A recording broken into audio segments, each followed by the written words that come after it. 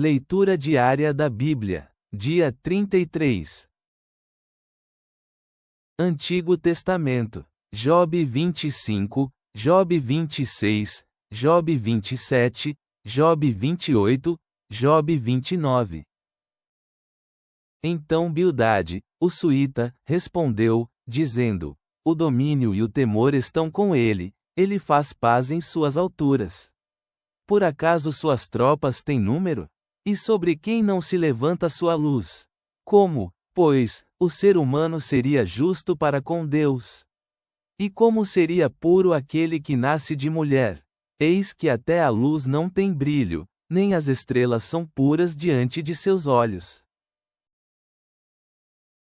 Quanto menos o ser humano, que é uma larva, e o filho de homem, que é um verme.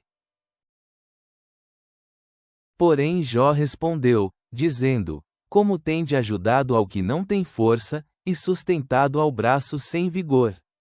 Como tende aconselhado ao que não tem conhecimento, e lhe explicaste detalhadamente a verdadeira causa? A quem tens dito tais palavras? E de quem é o espírito que sai de ti?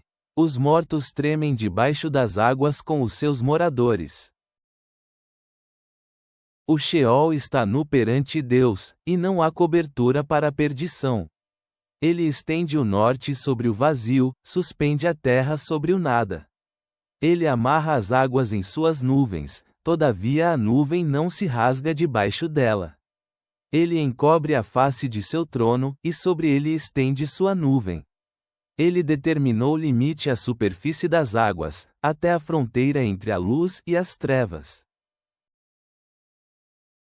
As colunas do céu tremem, e se espantam por sua repreensão.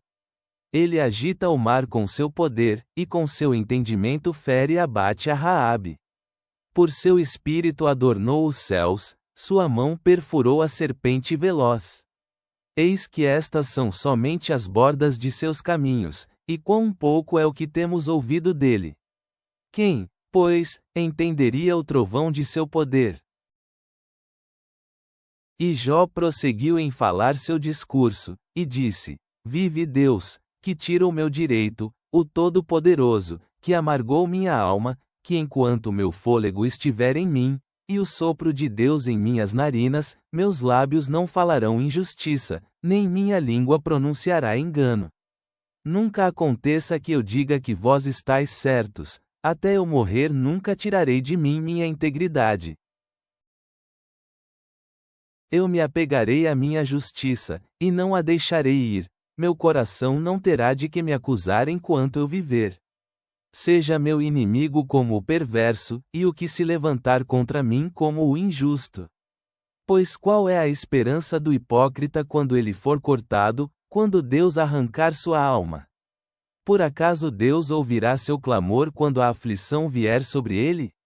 Ele se deleitará no Todo-Poderoso? Invocará a Deus a todo tempo? Eu vos ensinarei acerca da mão de Deus, não esconderei o que há com o Todo-Poderoso. Eis que todos vós tendes visto isso, então por que vos deixais enganar por ilusão? Esta é a porção do homem perverso para com Deus, a herança que os violentos receberão do Todo-Poderoso. Se seus filhos se multiplicarem, serão para a espada, e seus descendentes não se fartarão de pão, os que lhe restarem, pela praga serão sepultados, e suas viúvas não chorarão. Se ele amontoar prata como o pó da terra, e se preparar roupas como lama, mesmo ele tendo preparado, é o justo que se vestirá, e o inocente repartirá a prata. Ele constrói sua casa como a traça, como uma barraca feita por um vigilante. O rico dormirá, mas não será recolhido, ele abrirá seus olhos, e nada mais há para si. Medos o tomarão como águas, um turbilhão o arrebatará de noite. O vento oriental o levará, e ele partirá, e toma-o de seu lugar. E o atacará sem o poupar, enquanto ele tenta fugir de seu poder. Baterá palmas por causa dele, e desde seu lugar lhe assoviará. Certamente há minas para a prata, e o ouro lugar onde o derretem. O ferro é tirado do solo, e da pedra se funde o cobre. O homem põe fim às trevas, e investiga em toda extremidade, as pedras que estão na escuridão e nas mais sombrias trevas. Abre um poço onde não há morador, lugares esquecidos por quem passa a pé, pendurados longe da humanidade, vão de um lado para o outro. Da terra o pão procede, e por debaixo ela é transformada como que pelo fogo. Suas pedras são o lugar da safira, e contém pó de ouro. A ave de rapina não conhece essa vereda, os olhos do falcão não a viram. Os filhotes de animais ferozes nunca a pisaram, nem o feroz leão passou por ela. O homem põe sua mão no rochedo, e revolve os montes desde a raiz. Cortou canais pelas rochas, e seus olhos veem tudo o que é precioso. Ele tapa os rios desde suas nascentes, e faz o oculto sair para a luz. Porém, onde se achará a sabedoria? E onde está o lugar da inteligência? O ser humano não conhece o valor dela, nem ela é achada na terra dos viventes. O abismo diz: não está em mim, e o mar diz: nem comigo. Nem por ouro fino se pode comprar, nem se pesar em troca de prata. Não pode ser avaliada com ouro de Ofir, nem com ônix precioso, nem com safira. Não se pode comparar com ela o ouro, nem o cristal, nem se pode trocar por joia de ouro fino. De coral nem de quartzo não se fará menção, porque o preço da sabedoria é melhor que o de rubis. O topázio de Cuxi não se pode comparar com ela, nem pode ser avaliada com o puro ouro fino. De onde, pois, vem a sabedoria? E onde está o lugar da inteligência? Porque encoberta está aos olhos de todo vivente, e é oculta a toda ave do céu. O perdição e a morte dizem: com nossos ouvidos ouvimos sua fama. Deus entende o caminho dela, e ele conhece seu lugar. Porque ele enxerga até os confins da terra, e vê tudo o que há debaixo de céus. Quando ele deu peso ao vento, e estabeleceu medida para as águas. Quando ele fez lei para a chuva, e caminho para o relâmpago dos trovões, então ele a viu, e relatou, preparou-a, e também a examinou. E disse ao homem: eis que o temor ao Senhor é a sabedoria, e o desviar-se do mal é a inteligência. E Jó continuou a falar seu discurso, dizendo: ah, quem me dera que fosse como nos meses passados. Como nos dias em que Deus me guardava. Quando ele fazia brilhar sua lâmpada sobre minha cabeça, e eu com sua luz caminhava pelas trevas, como era nos dias de minha juventude, quando a amizade de Deus estava sobre minha tenda, quando o Todo-Poderoso ainda estava comigo, meus filhos ao redor de mim. Quando eu lavava meus passos com manteiga, e da rocha me corriam ribeiros de azeite. Quando eu saía para a porta da cidade, e na praça preparava minha cadeira, os rapazes me viam, e abriam caminho, e os idosos se levantavam, e ficavam em pé, os príncipes se detinham de falar, e punham a mão sobre a sua boca, a voz dos líderes se calava, e suas línguas se apegavam à céu da boca. O ouvido que me ouvia me considerava bem-aventurado, e o olho que me via dava bom testemunho de mim. Porque eu livrava ao pobre que clamava, e ao órfão que não tinha quem o ajudasse. A bênção do que estava a ponto de morrer vinha sobre mim, e eu fazia o coração da viúva ter grande alegria. Vestia-me de justiça, e ela me envolvia, e meu juízo era como um manto e um turbante. Eu era olhos para o cego, e pés para o manco. Aos necessitados eu era pai, e a causa que eu não sabia, investigava com empenho. E quebrava os queixos do perverso, e de seus dentes tirava a presa. E eu dizia: em meu ninho expirarei, e multiplicarei meus dias como areia. Minha raiz se estendia junto às águas, e o orvalho ficava de noite em meus ramos. Minha honra se renovava em mim, e meu arco se revigorava em minha mão. Ouviam-me, e esperavam, e se calavam ao meu conselho. Depois de minha palavra nada replica vã, e minhas razões gotejavam sobre eles. Pois esperavam por mim como pela chuva, e abriam sua boca como para a chuva tardia. Se eu me ria com eles, não acreditavam, e não desfaziam a luz de meu rosto.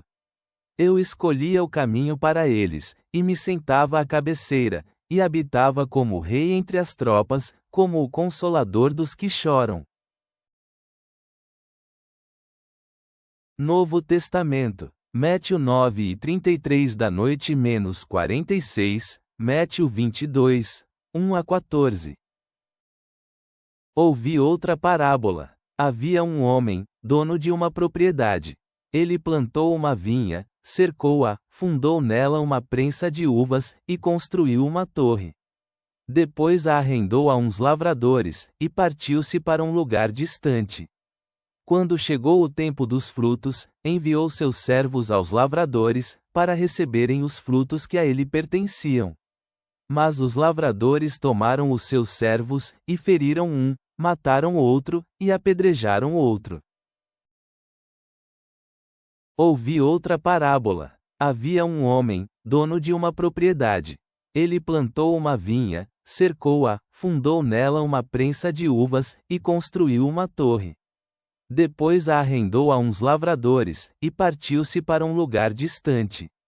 Quando chegou o tempo dos frutos, enviou seus servos aos lavradores, para receberem os frutos que a ele pertenciam. Mas os lavradores tomaram os seus servos, e feriram um, mataram outro, e apedrejaram outro.